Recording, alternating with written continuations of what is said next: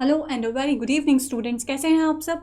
मैं कलश गोयल स्वागत करती हूं आप सभी का आपके चैनल अकाउंटिंग गुरुजी पर। आज जो हम बात करने वाले हैं बहुत बहुत बहुत इंटरेस्टिंग टॉपिक के बारे में करने वाले हैं, जो कि मैंने आपको आपके लास्ट लेक्चर में भी बताया था कि हम बात करेंगे इंटरनल और इंटरनेशनल ट्रेड के बारे में कि क्या होता है इंटरनल ट्रेड और क्या होता है एक्सटर्नल ट्रेड, जो कि मैं आपको ऑलरेडी बता चुकी हूँ। लेकिन आज हम बात करेंगे इसके डिफरेंस के बारे में, इन दोनों के बीच में क्या अंतर रहता है वो आपको पता होना बहुत ज़रूरी है, क्योंकि एग्जाम में डिफरेंस वाला क्वेश्चन आता है। तो आपके लिए बहुत इंपॉर्टेंट है कि आप इस क्वेश्चन को अच्छे तरीके से समझ लें, क्योंकि अगर आप अंतर वाला डिफरेंस वाला क्वेश्चन अपने एग्जाम में छोड़ कर आ रहे हैं तो इसका मतलब है आप अपने थ्योरी वाले टाइम को वेस्ट कर रहे हैं। तो इसीलिए समझिए इस क्वेश्चन को, बात करते हैं इस क्वेश्चन के बारे में। लेकिन उससे पहले अगर आपने चैनल को सब्सक्राइब नहीं किया है तो पहले चैनल को सब्सक्राइब कर लीजिए, जिससे कि सभी स्टूडेंट्स और भी चैनल को देख सकें और आपको भी चैनल से रिलेटेड सभी new updates time to time मिलते रहें। एक और बात, वीडियो को शेयर करना और लाइक करना मत भूलिएगा।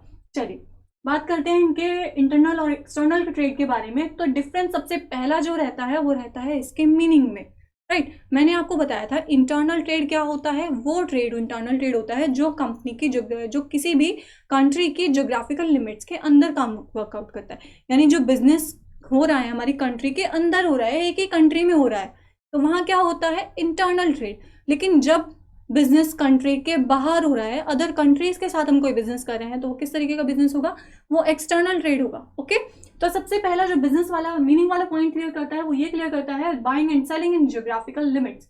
इंटरनल ट्रेड में जो परचेज और सेल होती है वो कहाँ होती है, किसी भी कंट्री के ज्योग्राफिकल लिमिट्स के अंदर होती है।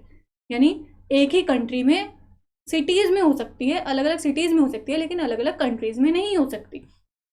लेकिन एक्सटर्नल ट्रेड में बियॉन्ड द ज्योग्राफिकल लिमिट्स हो सकता है, क्योंकि एक्सटर्नल ट्रेड में जब हम व्यापार करते हैं, जब हम बिजनेस करते हैं, तो वो हम अदर कंट्रीज के साथ करें। अब इंडिया अगर एक्सटर्नल ट्रेड करती है तो या तो अमेरिका या अदर कंट्रीज बहुत सारी, पाकिस्तान, जापान, इतनी सारी कंट्रीज हैं, तो किसी भी कंट्री के साथ अगर बिजनेस कर रही है तो वो किस तरीके का बिजनेस होगा, एक्सटर्नल ट्रेड। तो सबसे पहला पॉइंट क्लियर हुआ है, जिसमें आपको ये बताया गया है कि जो डिफरेंस है वो ये है कि बाइंग ऑन सेलिंग जो होती है इंटरनल ट्रेड में ज्योग्राफिकल लिमिट्स के अंदर होती है और एक्सटर्नल में ज्योग्राफिकल लिमिट्स के बाहर जाकर बाइंग एंड सेलिंग होती है। नेक्स्टली अगर बात की जाए कंट्रीज की इन्वॉल्वमेंट की, तो इंटरनल ट्रेड में सिर्फ एक कंट्री इन्वॉल्व होती है। अब इंटरनल ट्रेड अगर इंडिया में हो रहा है तो इंडिया के अंदर की सिटीज जरूर हो सकती है उसमें इन्वॉल्व, लेकिन इंडिया से बाहर की कोई भी कंट्री इन्वॉल्व नहीं होगी। तो इसमें सिर्फ एक कंट्री इन्वॉल्व होती है, लेकिन एक्सटर्नल ट्रेड में टू कंट्रीज क्या हो सकती हैं, इन्वॉल्व हो सकती हैं। कितनी कंट्रीज इन्वॉल्व हो सकती है एक्सटर्नल ट्रेड में, टू कंट्रीज इन्वॉल्व हो सकती हैं। It may be India and Pakistan, it may be India and America, it may be India and Japan, कोई भी कंट्री। ओके, नेक्स्ट अगर बात की जाए रिस्क की, तो इंटरनल ट्रेड में जो हमारा रिस्क फैक्टर रहता है वो कम रहता है। इंटरनली हम ट्रेड कर रहे हैं तो हमारे ज़्यादा बैरियर्स नहीं है, ज़्यादा रुकावटें हमारे पास नहीं आएंगी। हम बिजनेस कर रहे हैं, बाहर से माल मंगवा रहे हैं, किसी भी अदर सिटी से मंगवा रहे हैं, तो उसमें ज़्यादा प्रॉब्लम नहीं होगी, रादर देन कि अगर हम किसी अदर कंट्री से माल मंगवाते हैं तो उसमें बहुत सारे रूल्स, रेगुलेशन, रिस्ट्रिक्शंस हैं। दूसरा, बाहर से माल मंगवाने में बहुत सारी आपकी क्या रहती है, रिस्क रहती है। होता है ना ऐसा कि आप कोई बाहर से माल मंगवाते हो तो ख़राब हो जाए, कुछ ऐसा हो जाए, बीच में ही रोक लिया जाए, तो वो वाली सारी बातें जो हैं, तो रिस्क इसमें जो रहता है वो ज़्यादा रहता है एक्सटर्नल ट्रेड में। और इंटरनल ट्रेड में जो रिस्क रहता है, जो जोखिम रहता है, वो कम रहता है as compare to external trade. Next अगर बात की जाए करेंसी की, तो इसमें हमारी इंटरनल ट्रेड में होम करेंसी का यूज़ किया जाता है। जो करेंसी हमारी कंट्री में यूज़ हो रही है वही करेंसी इसमें नीडेड होगी, क्योंकि जब व्यापार ही हमारी कंट्री में होगा तो डेफिनेटली करेंसी भी वही यूज़ की जाएगी जो हमारी कंट्री में चल रही है। लेकिन अगर हम एक्सटर्नल ट्रेड कर रहे हैं तो करेंसी क्या यूज़ करेंगे, हम फॉरेन करेंसी यूज़ करेंगे। जो करेंसी उस कंट्री में चल रही है जिससे हम बिजनेस कर रहे हैं, जिसके साथ हम ट्रेड कर रहे हैं, एक्सटर्नल ट्रेड कर रहे हैं, उस कंट्री की फॉरेन करेंसी की हमें नीड होगी। नेक्स्टली अगर हम बात करते हैं तो हमारा पॉइंट आता है कॉस्ट फैक्टर। इसमें जो खर्चा लगता है, हमारा जो कॉस्ट लगता है, इंटरनल ट्रेड में कम लगती है, क्योंकि इंटरनल ट्रेड में हम एक ही कंट्री के अंदर काम कर रहे हैं, ज़्यादा पैसा हमें खर्च करना नहीं होता। मेनली अगर ट्रांसपोर्ट की बात की जाए तो ट्रांसपोर्ट में भी इतना ज़्यादा खर्चा नहीं होता है। लेकिन एक्सटर्नल ट्रेड में जो होता है ना, हमारा कॉस्ट जो खर्चा लगता है वो भी ज़्यादा लगता है, क्योंकि हमें बाहर से माल मंगवाना है, बहुत सारा पैसा हमें देना पड़ेगा। दूसरा, पैसा ज़्यादा लगता है लाने में। दूसरी बात है रूल्स रेगुलेशंस हैं, रेस्ट्रिक्शंस हैं बहुत सारे, तो इतने सारे टैक्सेस पे करने पड़ते हैं, अदर गवर्नमेंट के सारे रूल्स को मानो, तो इन सब चीज़ों में पैसा जो कॉस्ट जो लगती है वो हमारी ज़्यादा लगती है। नेक्स्ट अगर बात करते हैं लीगल रूल्स की, तो नेशनल लॉज फॉलो किए जाते हैं इंटरनल ट्रेड में। इंटरनल ट्रेड यानी हमारी कंट्री के अंदर जो ट्रेड हो रहा है, हम अपनी कंट्री के अंदर कोई बिजनेस कर रहे हैं, तो उसमें हम किस तरीके के लॉज को फॉलो करेंगे, किस तरीके के कानून फॉलो करेंगे जो हमारे नेशन में होगा।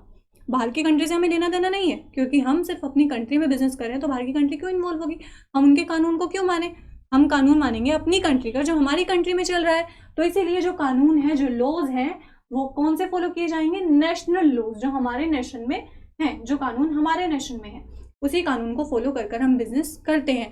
नेक्स्ट, अगर इसमें बात की जाए एक्सटर्नल ट्रेड की, तो एक्सटर्नल ट्रेड में हम इंटरनेशनल लॉज को मानना पड़ता है। हम जिस कंट्री के साथ बिजनेस कर रहे हैं, कोई भी अदर कंट्री में भी, अमेरिका है, अमेरिका में क्या कानून है, किस तरीके के रूल्स चलते हैं, क्या रेगुलेशंस हैं, किस तरीके से काम किया जाता है वहाँ पर बिजनेस के लिए क्या रूल्स बनाए गए हैं, उन सब रूल्स को, सारे कानून को मान कर ही हम अमेरिका के साथ बिजनेस कर पाएंगे। तो क्या होता है, इसमें कौन से कानून माने जाते हैं, इंटरनेशनल लेवल पर। ओके, इंटरनेशनल लॉज इसमें मानने पड़ते हैं, लेकिन इसमें इंटरनल ट्रेड में आपको कौन से लॉज मानने पड़ते हैं, हमारी होम करेंसी, हमारी होम कंट्री जो है, नेशनल कंट्री, नेशनल लॉज हमें मानने पड़ते हैं। नेक्स्ट अगर बात करते हैं तो आता है mode of transport. Mode of transport क्या रहता है, अब अपनी कंट्री की बात अगर करते हैं तो हम अगर अपनी कंट्री में ही बिजनेस करते रहेंगे तो हमें कोई एरोप्लेन की जरूरत तो पड़ेगी नहीं कोई भी माल मंगाने के लिए। तो अगर हमें चाहिए, हमें माल मंगाना है, अपनी ही कंट्री में बिजनेस करना है, तो या तो हम रोड बाय रोड लाएंगे, या तो हमें नीड होगी रेलवेज की, या तो ट्रेन के थ्रू होती है ना मालगाड़ी, तो या तो ट्रेन के थ्रू हम माल मंगवाते हैं या फिर हम बाय रोड मंगवा लेते हैं उस माल को। ऐसा रेयर होता है कि हम बाय एयर माल मंगवाते हैं। नेक्स्ट अगर बात की जाए एक्सटर्नल ट्रेड की, तो सी के थ्रू या तो माल आएगा, या तो समुद्री जो होता है ना कि शिप्स के थ्रू माल आता है अदर कंट्रीज से, या तो फिर एयर ट्रांसपोर्ट के थ्रू आता है। ओके, तो इसमें इसीलिए कॉस्ट ज़्यादा लगती है, क्योंकि ट्रांसपोर्टेशन का खर्चा भी इसमें ज़्यादा होता है। एयर ट्रांसपोर्ट के थ्रू अगर हम माल मंगवाते हैं तो उसमें as compare to road and railways खर्चा ज़्यादा लगता है। तो ट्रांसपोर्ट की अगर हमने बात की है, तो इसमें जो हमारे ट्रांसपोर्ट यूज़ होते हैं वो एयर ट्रांसपोर्ट या सी ट्रांसपोर्ट यूज़ किए जाते हैं। लेकिन इसमें जो मोड ऑफ ट्रांसपोर्ट रहता है इंटरनल ट्रेड में, वो या तो रोड बाय रोड हम मंगवाएंगे माल, या फिर वो रहता है हमारा रेलवे से रिलेटेड, कि हम रेलवे ट्रेन के थ्रू हम अपना माल मंगवा सकते हैं। इन टॉपिक्स में जो आपको अभी तक बताए हैं, ये आपका मोस्ट इंपॉर्टेंट क्वेश्चन है, इसको बिल्कुल पॉइंट आउट कर लीजिएगा, जो कि आपके एग्जाम में आता है। बहुत इंपॉर्टेंट क्वेश्चन है, इसको वीडियो को बीच में से स्किप बिल्कुल मत कीजिएगा, पूरा वीडियो ध्यान से देखिएगा और समझने की कोशिश कीजिएगा। अगर फिर भी आपको कोई क्वेरी आती है या कुछ भी ऐसा लगता है कि आपको इसमें समझ में नहीं आया है, कोई भी पॉइंट ऐसा है, वैसे तो बहुत ईजी पॉइंट्स आपको बताए गए हैं, बहुत सारी बुक्स से मैटर कलेक्ट कर कर आपको इन पॉइंट्स के बारे में बताया जाता है। इनफैक्ट जितनी भी आपकी क्लासेस चलती हैं उन सभी में बहुत सारी बुक्स से मैटर कलेक्ट किया जाता है, then after we will teach you about that, right. तो इन टॉपिक्स को अगर आप पढ़ेंगे और अगर आपको कुछ भी नहीं समझ में आए तो आप मुझे कमेंट बॉक्स में कमेंट कर कर बता सकते हैं। फिर मिलते हैं आपके एक नए और बहुत इंटरेस्टिंग टॉपिक के साथ, जिसमें हम आपको इंटरनेशनल ट्रेड के ही आगे के रूल्स और रेगुलेशंस के बारे में बताएंगे, जो कि आपके लिए बहुत इंपॉर्टेंट क्वेश्चन होगा। तब फिर मिलते हैं आपसे इसी वक्त, तब तक के लिए शुक्रिया।